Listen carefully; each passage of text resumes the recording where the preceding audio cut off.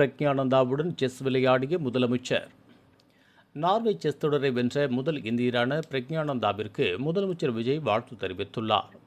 முதலமைச்சர் விஜயை சந்தித்து வாழ்த்து பெற்றார் chess grand master Praggnanandhaa. Norway chess தொடரை வென்றதை அடுத்து சென்னை தலைமை செயலகத்தில் இந்த சந்திப்பு நடந்தது. தமிழ்நாடு விளையாட்டு மேம்பாட்டு ஆணையத்தின் சார்பில் ஊக்கத்தொகையாக 50 லட்சத்திற்கான காசோலையை முதலமைச்சர் வழங்கினார். பிரக்ஞானந்தாவுடன் செஸ் விளையாடிய முதலமைச்சர் விஜய் பிரக்ஞானந்தாவின் அடுத்தடுத்த அசத்தலான காய் நகர்த்தலால் வியந்து போனார்.